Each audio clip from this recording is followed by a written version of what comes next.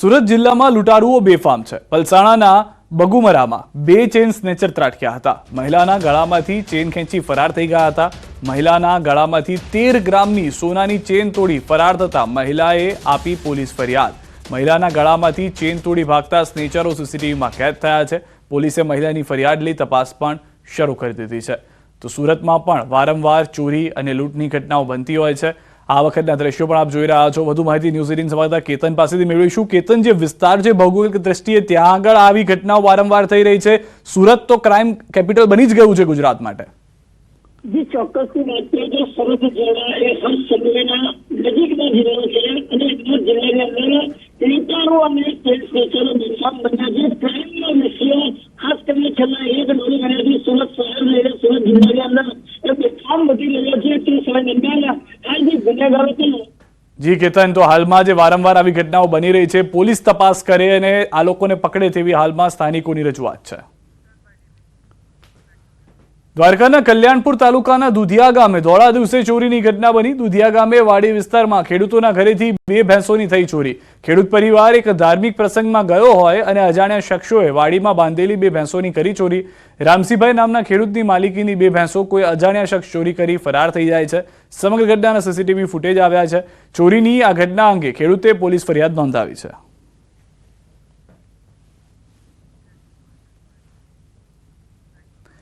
Vadodara Gotri Harinagar bridge નીચે આવેલા સાંઈ સંતોષ કોમ્પ્લેક્સની ઘટના। બે દુકાનને તસ્કરોએ નિશાન બનાવી।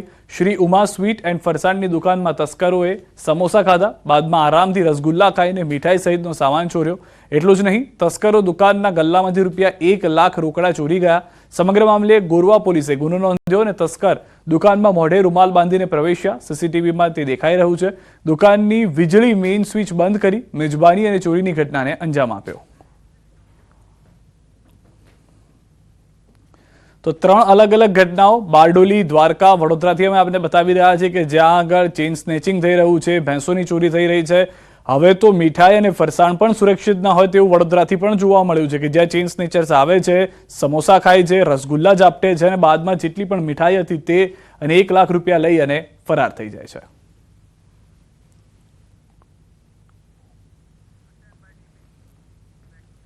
અમદાવાદ શહેરની સરકારી કચેરીમાં ટ્રાફિક પોલીસ તૈનાત રહેશે। આવતીકાલથી સરકારી કચેરીના દરવાજે ટ્રાફિક પોલીસ હાજર રહેશે। ટ્રાફિકના નિયમોનું પાલન તથા દંડાત્મક કાર્યવાહી માટે પોલીસ તૈનાત રહેશે। રાજ્યના પોલીસ વડાએ એક્શન પ્લાન બનાવ્યો છે। સરકારી કર્મીઓને હેલ્મેટના નિયમોનું પાલન કરાવવા એક્શન પ્લાન તૈયાર કરાયો છે। ડીજીપી વિકાસ સહાયે પરિપત્ર જાહેર કર્યો છે। વધુ માહિતી ન્યૂઝ 18 સંવાદદાતા ઋત્વિજ પાસેથી મેળવીશું। ઋત્વિજ, આ એક પર્ટિક્યુલર દિવસ પૂરતી ડ્રાઈવ છે, કેટલા સમય સુધી આ રીતની કાર્યવાહી થશે અને શું મુખ્ય ઉદ્દેશ? સિદ્ધાર્થ, રાજ્યના પોલીસ વડા દ્વારા ખાસ પરિપત્ર જાહેર કરવામાં આવે છે કે જે પણ સરકારી કચેરીઓ છે તે સરકારી કચેરીઓમાં આવતા જે પણ કર્મચારીઓ છે પોતે ટ્રાફિકના નિયમોનું પાલન કરવું પડશે। એટલે કે જે 2 વ્હીલર ચાલકો છે તેઓએ હેલ્મેટ ફરજિયાત પહેરવું પડશે। તેમની પાસે જે પીયુસી છે, વીમો છે, ઇન્સ્યોરન્સ છે, આ તમામ જે દસ્તાવેજો છે તે પણ તમારી પાસે રાખવા પડશે, ડિજિટલ સ્વરૂપે અથવા તો હાર્ડ કોપી સ્વરૂપે। આ ઉપરાંત જે પણ કાર ચાલકો છે તેઓએ સીટ બેલ્ટ ફરજિયાત પહેરવો। આ તમામ જે ટ્રાફિકના નિયમોનું પાલન કરવું ફરજિયાત બનાવવામાં આવ્યું છે અને તેની જે ડ્રાઈવ છે આવતીકાલથી યોજવામાં આવશે। એટલે દરેક જે સરકારી કચેરીઓ છે કે જ્યાં જે સરકારી કર્મચારીઓ આવતા હોય છે કે તેઓ ટ્રાફિકના નિયમોનું પાલન કરે છે કે કેમ તેની ચકાસણી માટે આવતીકાલથી ટ્રાફિક પોલીસ પણ તૈનાત કરવામાં આવશે। અને જો કોઈ પણ કર્મચારી છે તે ટ્રાફિકના નિયમોનો ભંગ કરતો જણાશે તો તેની સામે કાયદેસર દંડાત્મક કાર્યવાહી પણ કરવામાં આવશે। આભાર ઋત્વિજ સમગ્ર માહિતી બદલ। તો અમદાવાદમાં આવતીકાલથી આ ડ્રાઈવની શરૂઆત થઈ રહી છે। સરકારી કર્મચારી હોય કે સામાન્ય વ્યક્તિ હોય, જે પણ સરકારી કચેરીમાં પ્રવેશ કરશે સૌથી પહેલા તેણે તો ટ્રાફિકના નિયમોનું પાલન કર્યું છે કે નહીં તે ચકાસવામાં આવશે અને જો નહીં કર્યું હોય તો કોઈ પણ વ્યક્તિ કેમ ના હોય દંડ ભરવો પડશે। દાદરાનગર હવેલીમાં બસને અકસ્માત નડ્યો। સાયલી નજીક ખાનગી કંપનીના વર્કરોને લઈને જઈ રહેલ બસ ઝાડ સાથે અથડાઈ હતી। અકસ્માતમાં બસમાં સવાર 20થી વધુ ઘાયલ લોકોની ઈજા થઈ હતી। દાદરાનગર હવેલીના ઉમરકુઈ ગામે આવેલ હુક્તામાકી ઇન્ડિયા લિમિટેડ નામની કંપનીના વર્કરોનો સવારની શિફ્ટ સામે લઈ જતી વખતે બસ સાયલી નજીક સાંકડા રસ્તેથી પસાર થઈ રહી હતી। એ વખતે જ સામેથી આવતા એક વાહને બચાવવાના પ્રયાસમાં બસના ચાલકે કાબુ ગુમાવ્યો અને બસ ધડાકાભેર રોડની બાજુમાં ઝાડ સાથે અથડાઈ। અકસ્માતમાં ચાલક સહિત બસમાં સવાર 20થી વધુ કામદારોને ઈજાઓ થઈ હતી।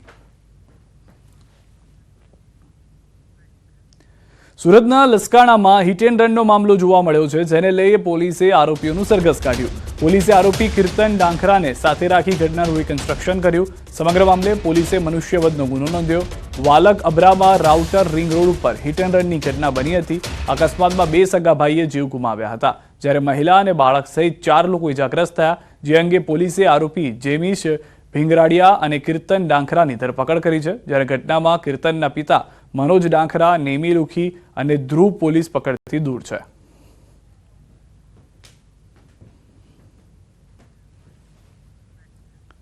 સુરતના